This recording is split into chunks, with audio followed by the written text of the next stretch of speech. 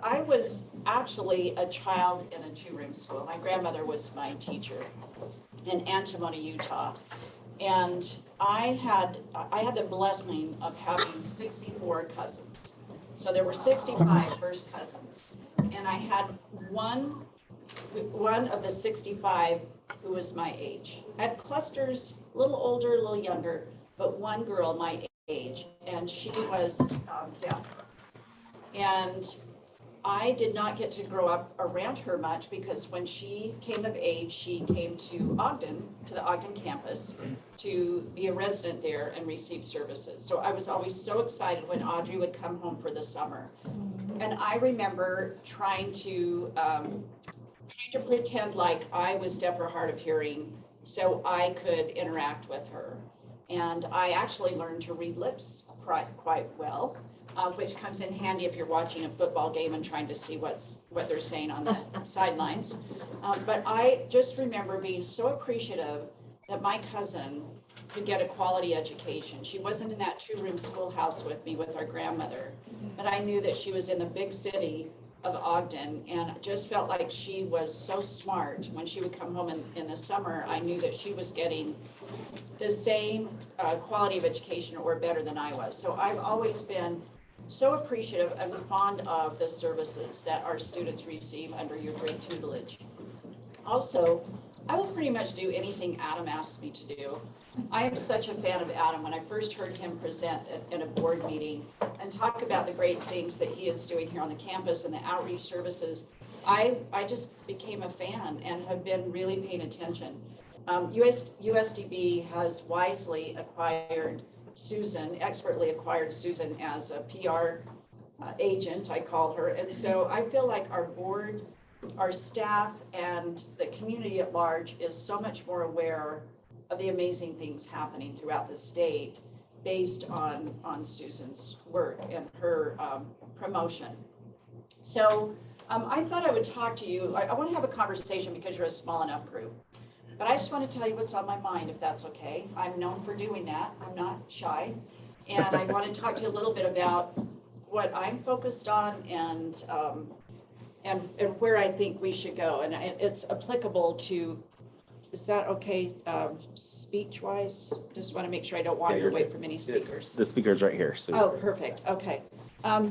So I just feel like we are kind of in this space of still being bound to the same system that I was taught in, our mothers, grandmothers, fathers. You know, we've got some elements of our system that just really haven't changed over time.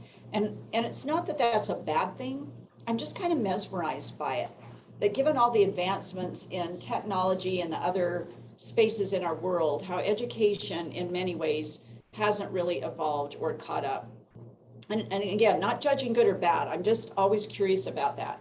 And I feel like we're still bound by what I call the 3 B's: bells, buses, and butt time or seat time. You know, think about it. We are really bound by time. And so I want to change those B's to P's. And I want to talk about one of those specifically, but the 3 P's that I'm really focused on our portrait of a graduate, which we'll spend time on today, personalized learning, which is really embedded in portrait of a graduate, and I'll talk about how those all blend together, and then pre-K, or early childhood, which many countries who are very successful really invest in and focus on, and we just have not done that as a state or a country. So again, trying to shift the B's to the P's, and since you all primarily work in districts. Do we have anybody who works in charters here? Oh, good. So you kind of do both the charters and the districts. Okay. So I'll just say our LEAs, you all understand that language. For our LEAs, really thinking about how we help them shift to a more personalized approach. For those of you who work in this space, you've always been personalized. You meet the student where they're at and you move them forward. So you get that on a very personal level. But how do we proliferate that to a statewide ecosystem of support? So Adam, are you my advancer? Yes, slides? yes, I am. Okay. I don't want to be, I'm not going to be PowerPointless, but we will just have a slide deck up to help guide our thinking. So I want you to look at this for a bit and just, I'll read it for you, but just think about this. I don't expect you to have an answer because I don't have the answer, but I hope you'll figure it out with me. How do we create an educational ecosystem that promotes and supports teaching and learning that is inspiring, accelerative, rigorous, equitable, experiential, and allows learning to take place everywhere? So I think we've assumed for a long time that learning just takes place in sort of this brick and mortar space. And we've known how to use technology, but the pandemic really changed that for us. It's been a few years, hasn't it? I mean, I'm in my 42nd year, and I tell you, last year for me was the hardest ever. I don't know how you all felt. The pandemic, we figured out our way through it. We just sort of would roll with whatever the health department and others told us we needed to do. But last year, I just thought it was tough.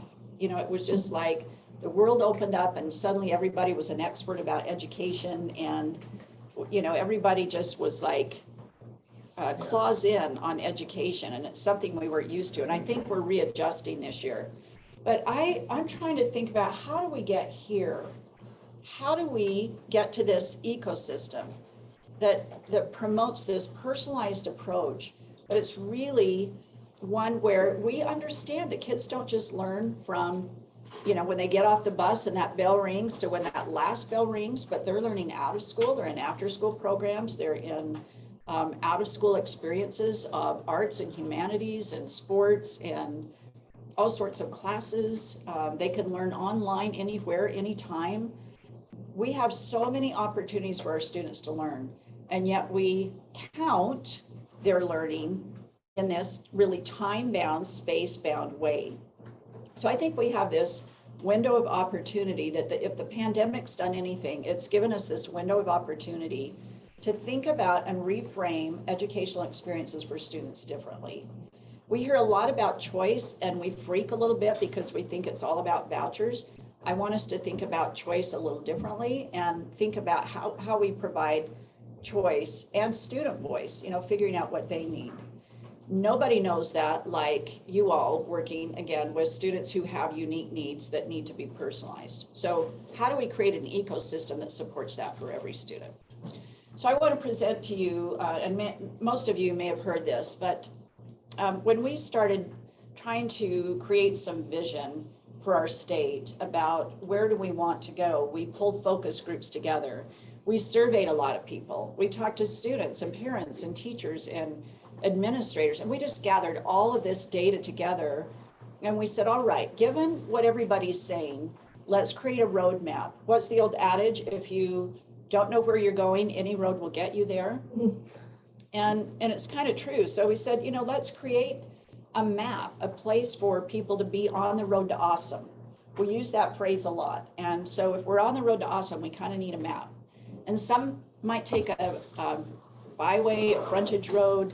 Some might take the fast lane, but at least we ought to know where we're going. So we came up with MAP and our Utah Talent Map, and we'll break that down just briefly. So MAP, we always have to have an acronym in education, and this acronym stands for Mastery, Autonomy, and Purpose. When we talk about mastery, we're really talking about the ability students have to demonstrate what they know, knowledge, skills, aptitudes, just really, you know, it's in, and I'll break these all down for you a little bit, but really having opportunities to demonstrate content in a variety of ways. That we don't let go of that, that's still important. When we get into autonomy, we're talking about some of those skills that industry keeps saying, we need people who know how to collaborate, teamwork, great communication, critical thinking, problem solving. I kind of get this tick when people call those soft skills. I don't think there's anything soft about them. I think they're essential, they're transformational, they're transferable. So those are really essential skills that our students need to learn and know and be able to do.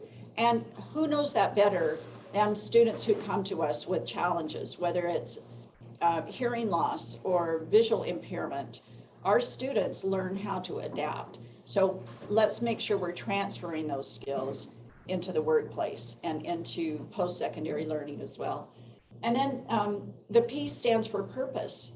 well, I don't know who we is, I would say I believe that some of the mental health issues that we're having in our schools, we could talk a lot about that. We could spend hours and hours on that alone. But I think for many of our young people, they've lost their way. They've embedded themselves in social media. They're trying to figure out who they are. They're in this comparative world and finding purpose in not only their own lives, but who they are, being proud of who they are, accepting who they are, and understanding their capability. I mean, if you all think back on your lives, you can find somebody who helped you identify a purpose, whether it was a parent or a teacher. You know, for me, it was teachers who tapped some things in me that helped me find purpose.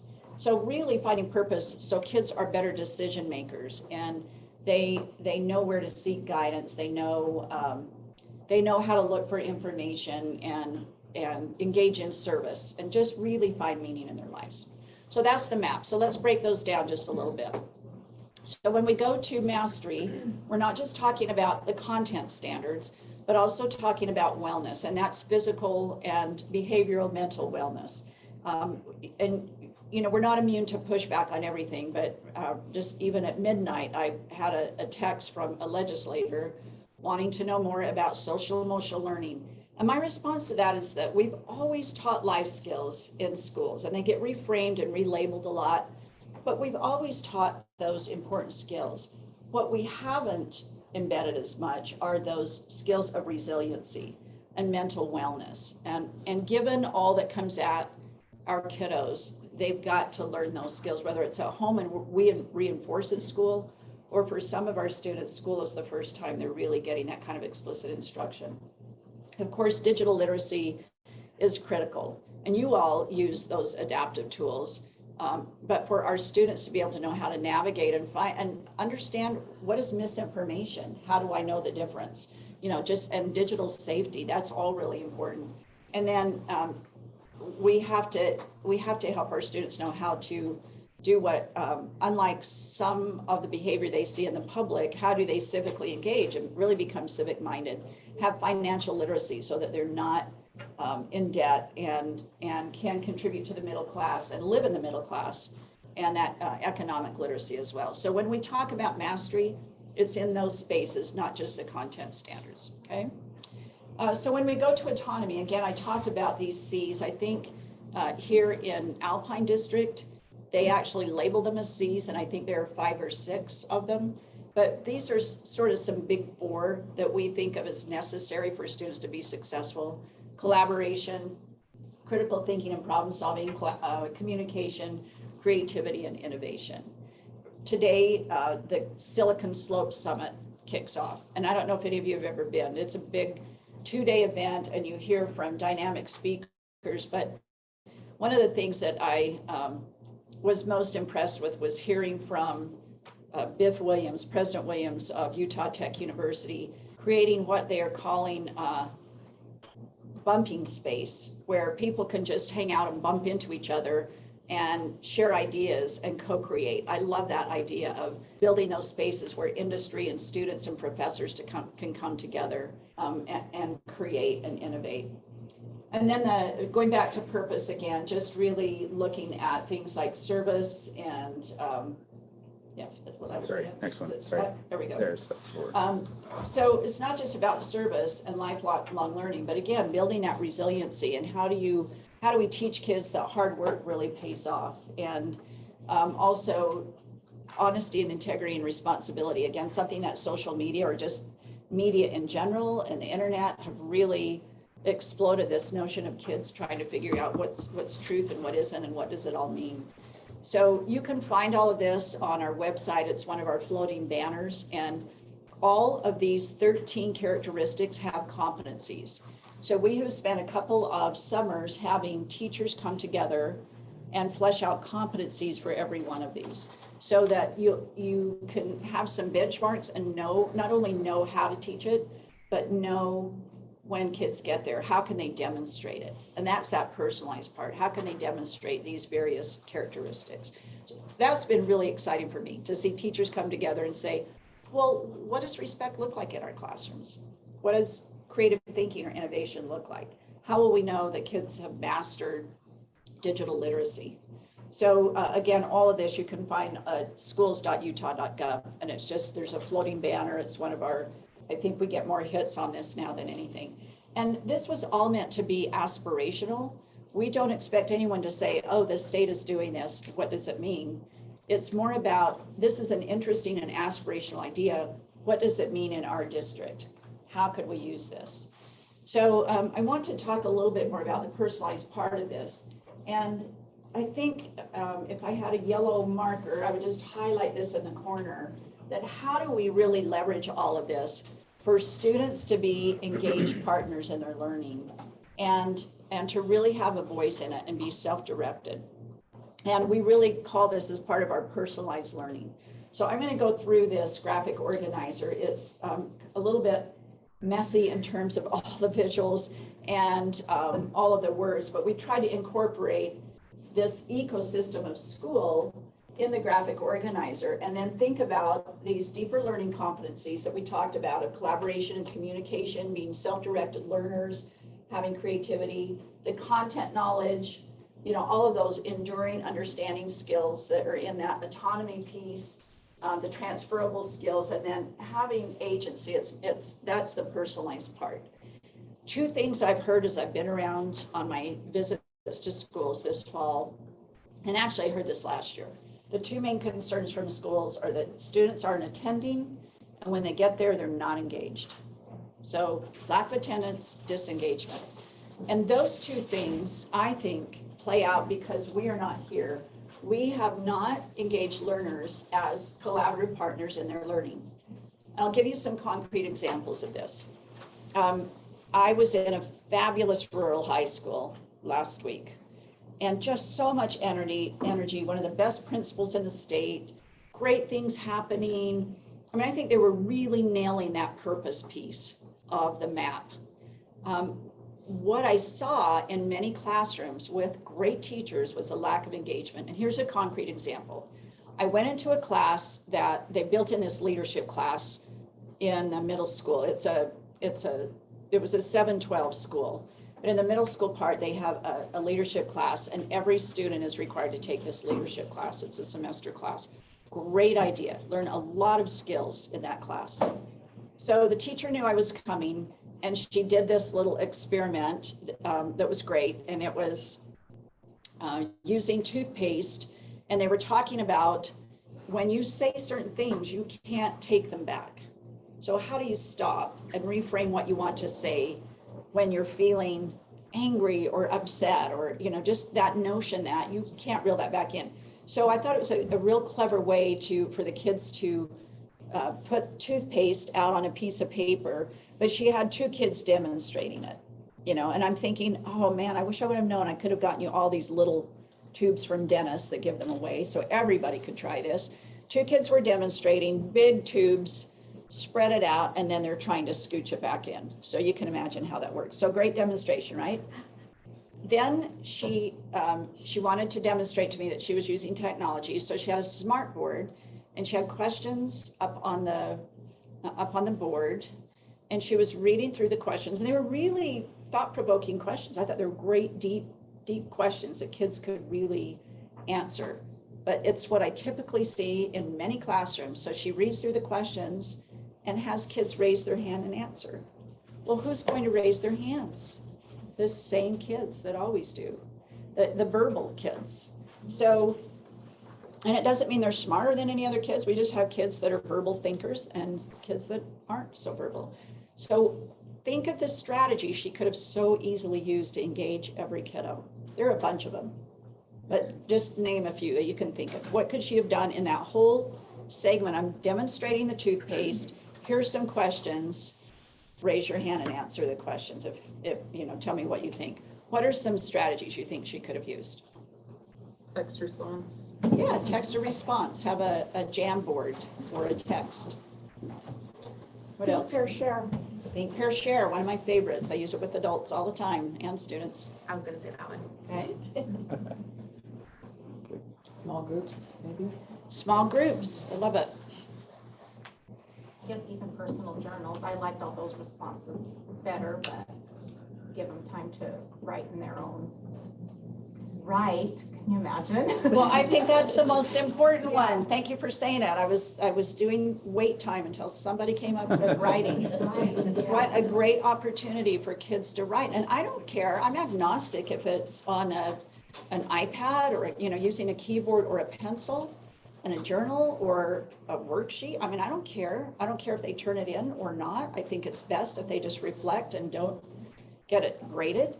But think of all those strategies that could have been used for engagement. And so yesterday, when I was speaking with a group of principals, I challenged them to do their walkthroughs, look in classrooms, and check for passive learning versus active learning.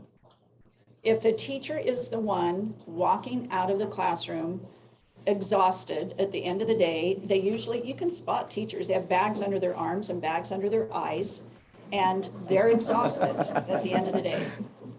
And the kids are skipping out of the school. Let's flip that. I want teachers skipping out of the school, high-fiving, saying, we nailed that today. Kids were learning. There was a lot going on.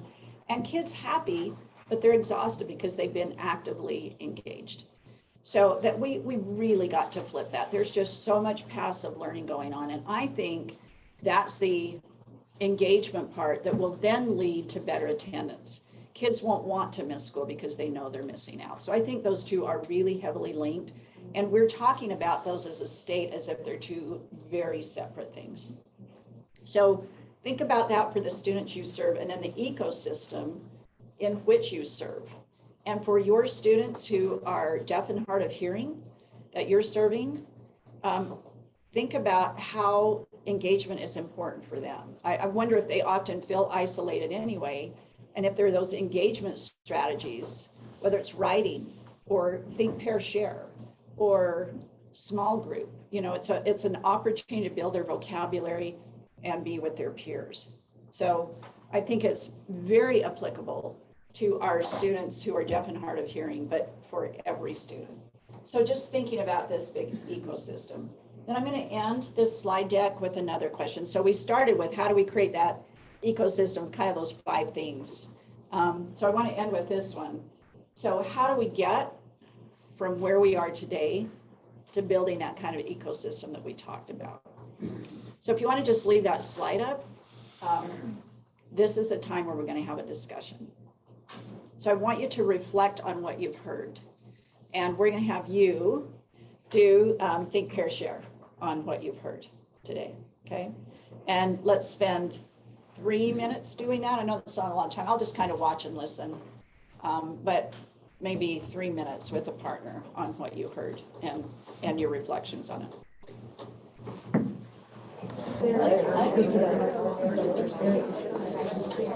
Okay, if you'll finish your last sentence, please.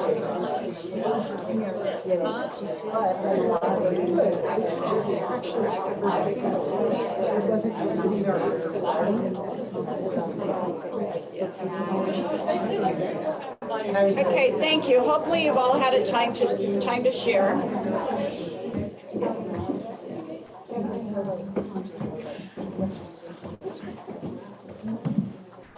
Gosh, that was awesome. I love the buzz in the room. All right, so we're going to hear some samples of share out. So what are some things that you talked about at your tables? Who's willing to share? Everybody willing? And you can rat out yourself, like, here's what I said, or here's what my awesome neighbor said. You are not this shy, you guys. No, you're not. And will you tell me your name and where you work? I'm Allison. Thank you, Allison. We just talked about giving them space to express themselves and what they do give them as feedback. So we talked about the journals a little bit and going individually to them and saying, help me understand where you're at with this, or let's talk about that a little bit more, or this could be guided to that, and just allowing them to be an active participant in it. I love that. Getting to their own conclusion. So they're going to give you maybe a bite, but you're going to help them eat the rest of the sandwich. You're going to help them to process the whole picture of it and their perspective that they have, but they're a little bit too insecure to provide back to you. I like how, was it your husband? He's a coach. Yeah. So he has his teammates write a goal and then he helps them.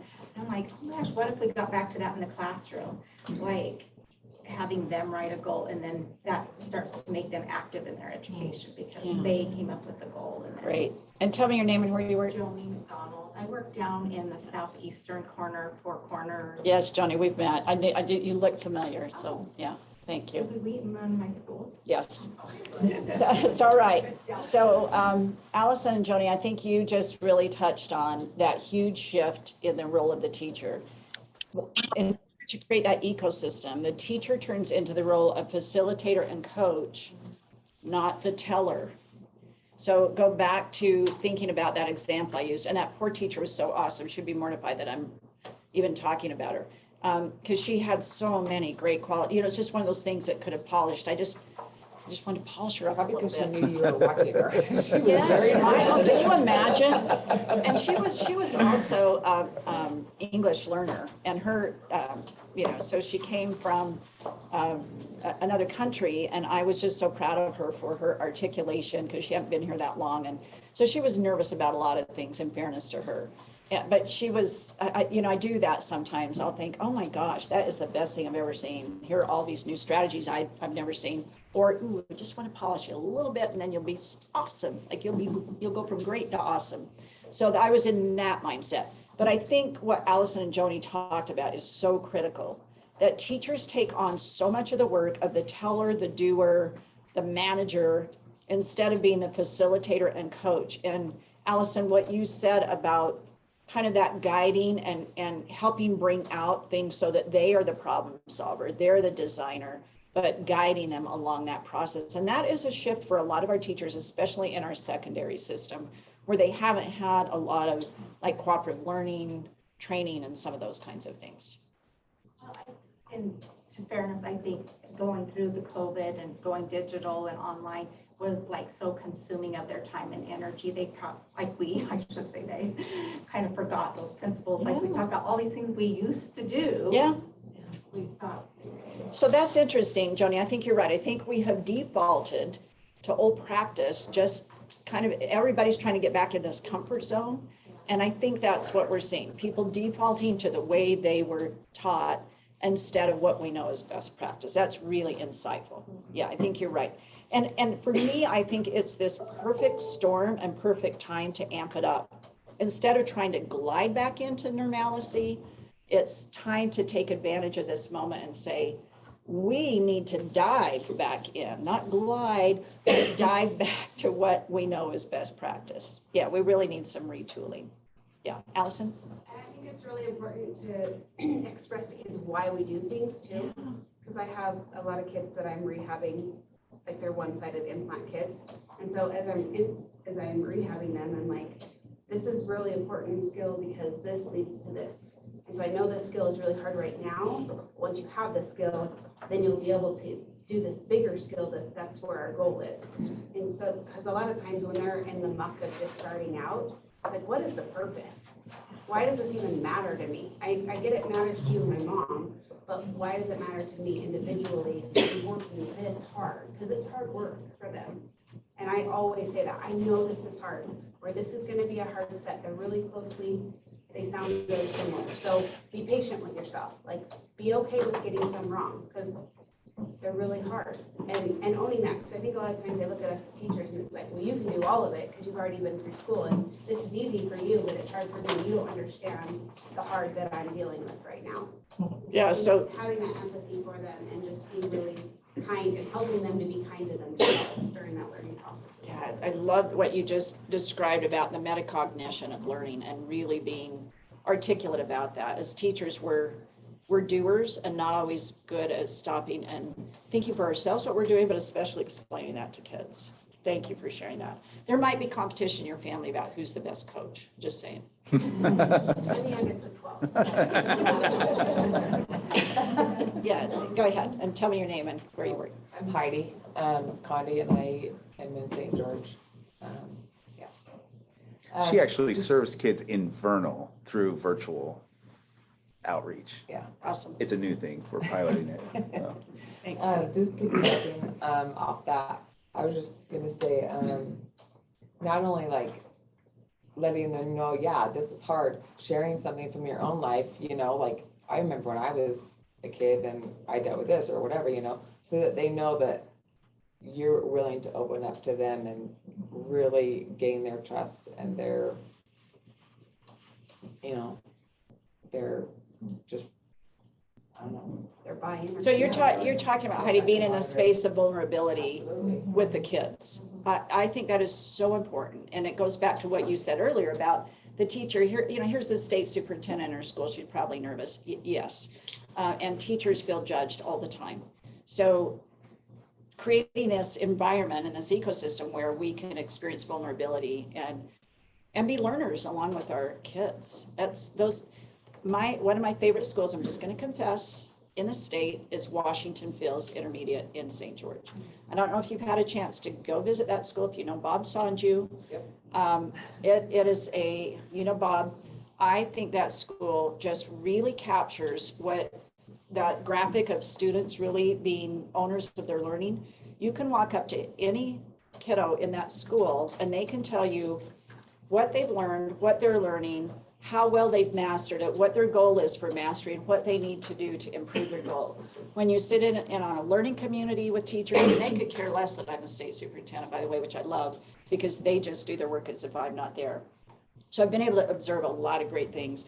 And the teachers there, the way they engage in learning communities, they have everyone around the table. And when they're focused on Johnny or Maria, if Maria's falling short in one area, a different content teacher will volunteer to pick that up in her class that Maria's doing really well in.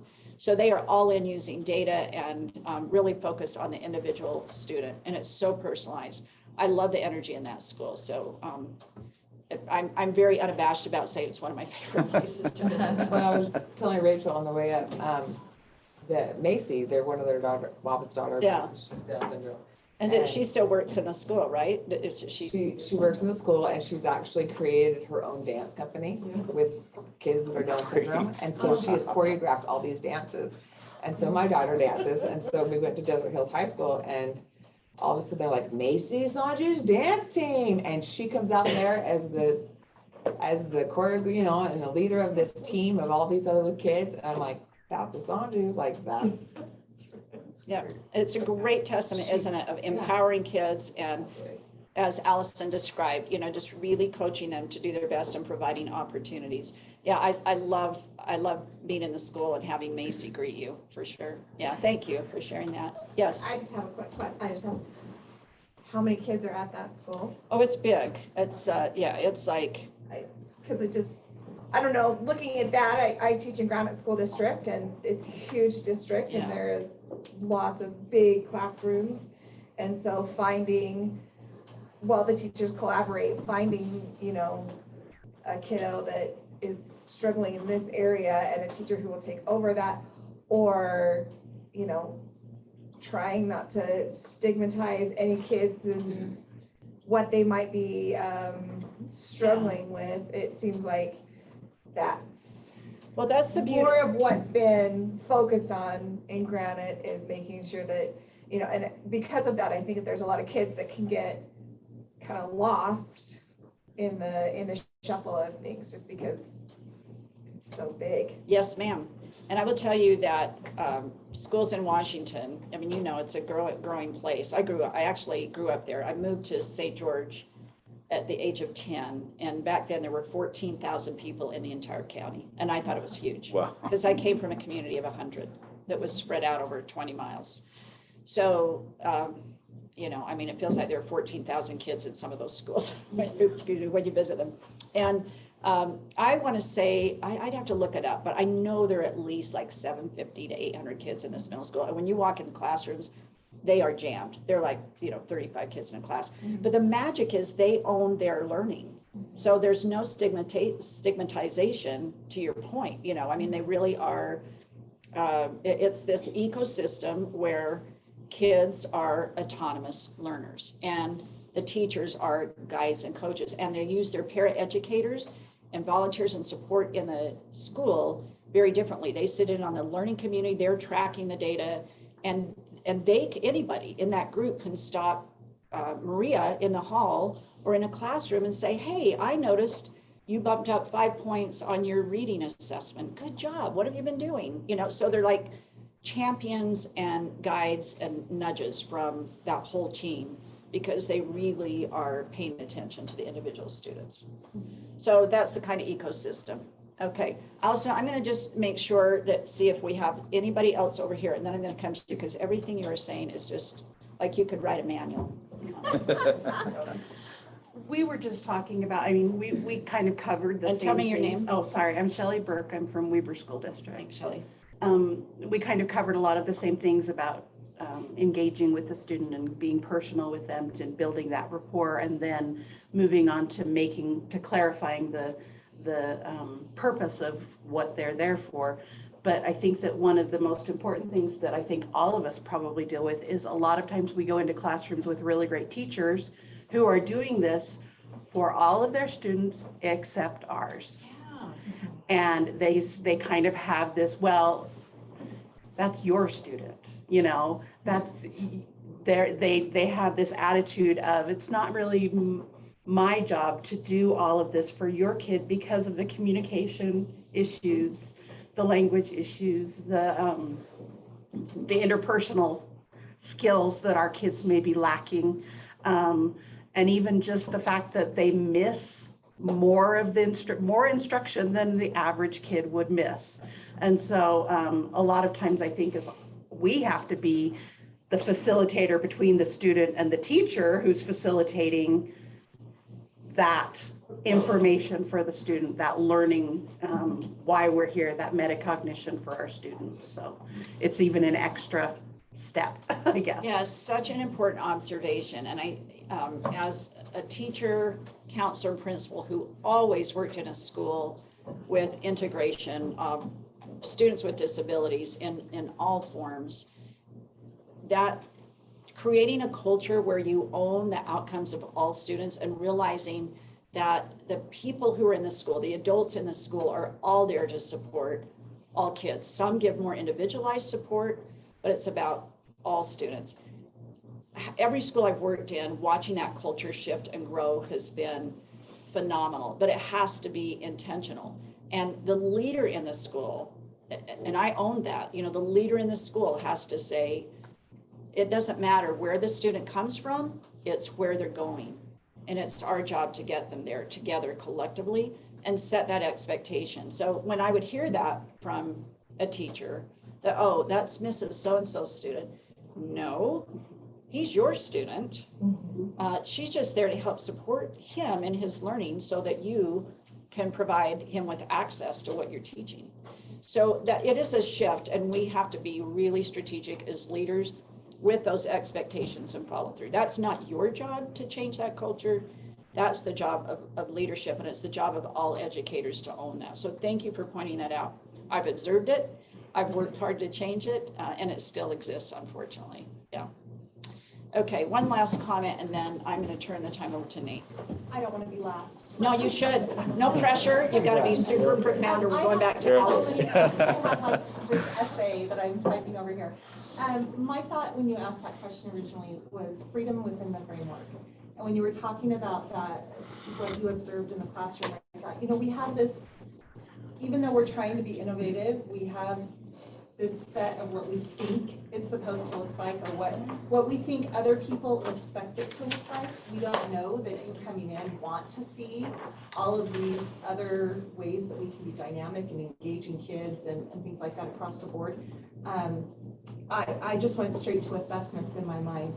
Can they do a video presentation? Can they take your traditional multiple choice short answer? Can they do a PowerPoint and present to the class? Can they do an oral exam? You know, all of these different ways that we could let a child document, I don't know, perform through their strengths rather than the prescribed, you know, here's your test that you get to take that's going to be 50% of your grade at the end of the semester to show me whether or not you mastered this content this semester.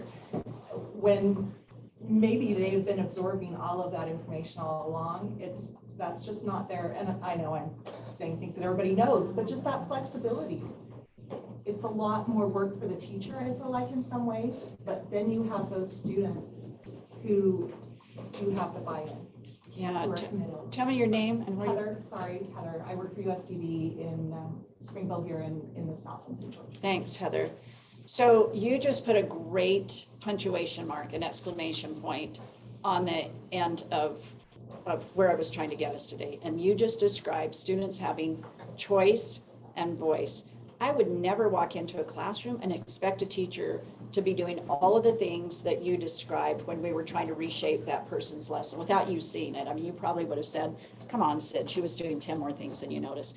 But in essence, it's how do we provide an engaging atmosphere, an engaging ecosystem, if you will, so students have that choice and voice. And it goes back to what Allison described right at the beginning of the role of the teacher changes to being one of coach and facilitator and providing opportunities for students to do that. Now, I am so excited to turn my time over to Nate, and I know Adam's going to get up and introduce him, but Nate is going to share with you how they took this aspirational Porch of a Graduate, and for the School of the Deaf at USDB, they're turning it into something actionable. So I got that little gift standing in the back here as Nate showed me a visual of what they've done with Porch of a Graduate. I know it's not the end all be all, but I believe that creating that ecosystem that's inspirational, engaging, that's actionable, and will lead to better outcomes for all of our students is especially true for our students who are sometimes underestimated because they have a uniqueness to them. And I just want to leave my appreciation for you, for every one of you, for what you're doing. And you can be those who inspire. I was a principal of a school where we had a number of phenomenal special education teachers. We had students who were deaf and hard of hearing, who had people like you who came in and helped facilitate. And they did this wonderful release of helping us own what the students needed. I have just worked in amazing places with amazing teachers, and I am so grateful that I've been able to do that for 40 years. But now I get to be your cheerleader in chief. So I'm there to support you, to support the students, and trying to move us to that ecosystem where students really are on the road to awesome because we've given them the roadmap and the support they need to get there. So thanks for letting me hang out with you, and transitioning to Nate is going to be awesome because he's going to drill down even further with specificity in your world. So thanks, everybody.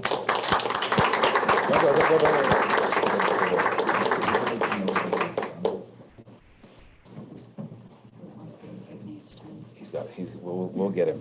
Okay. Okay, really quick, before she leaves, I want her and Joel, come up here, please. This is Joel Coleman, our superintendent for Utah Schools for the Deaf. We're very excited to have him with us today.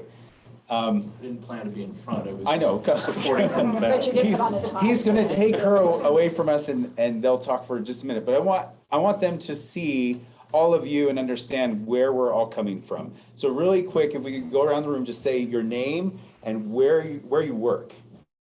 And let's start there. We'll start right here. These are our interpreters right here. So, hi, interpreters. Okay, go, Jill. I'm Jill Lang, and I work with Provo districts and charter schools in Utah Valley. Okay, Rachel Perry, Washington County School District. Now let's go down that line right there. Terry Goff, Untitled School District.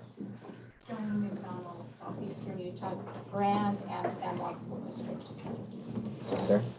Sarah Reinhardt, Carbon, Severe, Sanpete,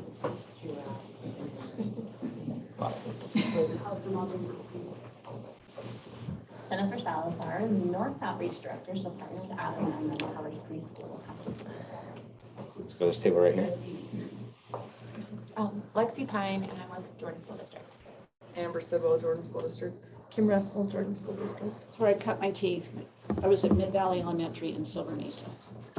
All right. So let's go here down the middle. This table here.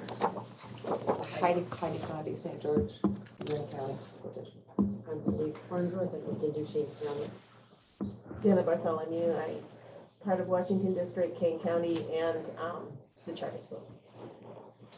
Heather, the other Heather. We're always together. Anyway, I do this campus, I work with the blind and the deaf blind. I do St. George campus and outreach. There you go. Heather Gorley, Oh, USDB, oh, sorry. Heather Sorry. Gorley, USDB, campus here as well as in St. George. Let's go here. I'm Jenny Alvey, and I do the Fox Elder and most of Cache Valley area district students in charter. Susan Lindsay, Davis. Okay, let's go to these two tables. Okay, I'm Janelle Cox. I work in Granite District. Mark Noyce, I work in Granite District. Shelley Burke, I work in Weber District. Jamie Robinson, Ogden Weaver Davis, North Salt Lake Morgan. Anything else? Jamie was expertly acquired away. She did this one. Lori Potter, Wasatch, Park City, South Summit, North Summit. Okay, let's go down. Right. Dix, I'm in Salt Lake Charter Schools, Canyons, and Murray districts. Katrina Davenport, Nebo School District. Candy Bound, Nebo School District. We missed the three churches. I'm Emily Longshore. I work for Springville and Deaf South, which is a lot. I'm Caitlin Hansen, and I am Salt Lake and Deaf South. This is Jennifer Jackson. She's our staff interpreter. We're doing part online. Yes. We're gonna go online real quick. And you didn't Ame. We Wait, missed. one second. I am Alexis Swardinsky. I am the secretary for Adam and Deaf South, and I do here in Springville and in the St. George area. So anything from here to St. George. Back to you, Liz. I'm Leslie Bieber and Jennifer Salazar's secretary for Salt Lake Preschool, anyone that needs help. She's very helpful to all of us. We're gonna go back really quick to see who's joining us. Ame, will you start us off? Yes, my name is Amy Owen. I'm from Davis School District.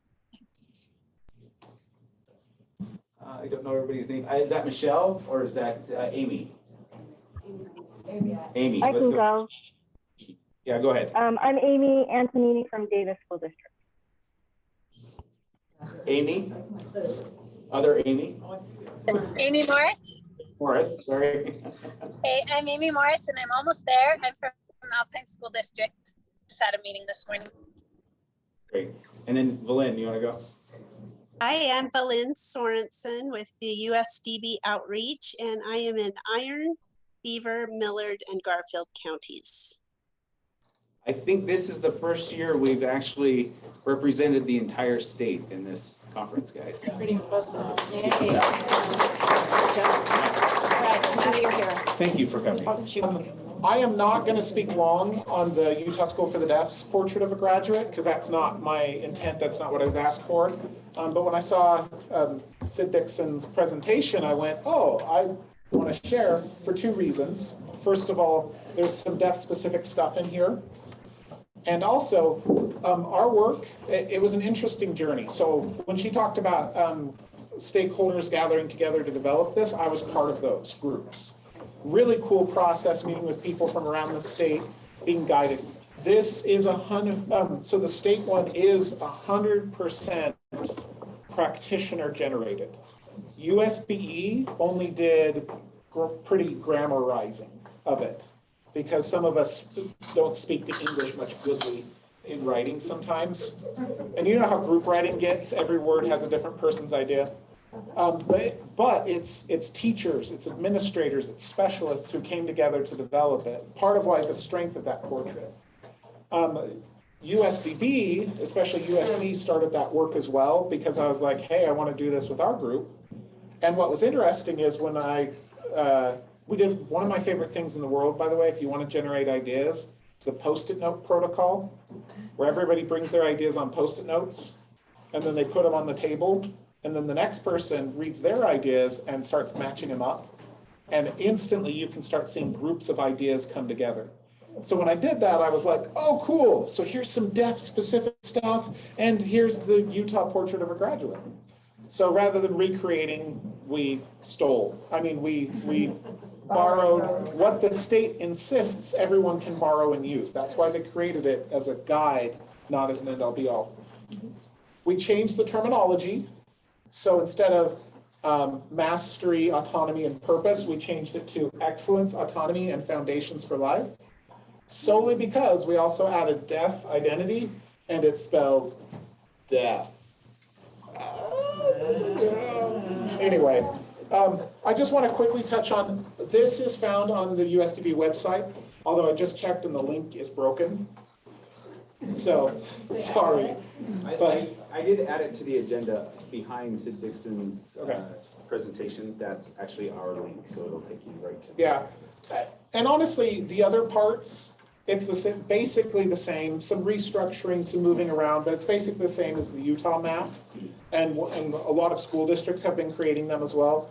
I think you'll be interested in what we came together as USD, and what was generated was, what does it mean? What does a deaf, hard of hearing graduate look like? I think you'll be interested in that. I'm not going to go too in depth, but I want to just touch. Communication. We actually moved up into this because deaf communication, as we all know, is a different thing than, it's a much more laden term when we're talking about deaf and hard of hearing students than you see with just a regular hearing student. And so thinking about communication and lifelong ability to communicate with any communication partner is something that we want. For those who use it, ASL literacy. If a student is an ASL user, we want them to graduate college with college and career, or graduate high school with college and career ready ASL, because that's their language. And so they need that ability to function with high level language so that they can be successful in their work or college. Deafhood, which I'm not sure if everybody's familiar with that term, basically it means the kind of cultural identity piece of being deaf and hard of hearing. Now, of course, that looks different. Deaf does not mean one single cookie cutter thing. We all know that. But the deaf community is a large community, and students have a place in it, regardless of language modality, regardless of family, regardless of anything. But also they have rights. There are rights to being a deaf and hard of hearing person. We want our students to understand those rights so that when they're an adult, they can assert their rights. They can assert the Americans with Disabilities Act. They can know that they have a right to an interpreter in the courts, in the medical system, that they have rights. And understanding that deafhood is important for them. And then the last one we had was self-determination. So often with deaf and hard of hearing students, especially those who are low language or ASL users, they're often told what their education, what their life, what will be based on how much people can communicate with them. When we have very little ability to communicate with each other, we tell, we don't ask. And that's, I have a 2-year-old right now. I can tell you that. There's a lot of telling, not asking, because his language is limited, and it's much easier to tell than ask. The problem is then we create a generation of children who grow up and go out and they're like, okay, tell me where to get a job. Tell me how to do my job. Tell me what to do. And it's not the student's fault. It's the system. And so if we can ensure that we're empowering students, or and honestly, I'd like to say repowering students, giving them their self-determination, their autonomy back, then these deaf and hard of hearing students will be completely successful in life because they can choose their own life. So again, Adam's linked to this document. It's not the point of my presentation, but I wanted to touch on it. I think those are some things that people would find interesting.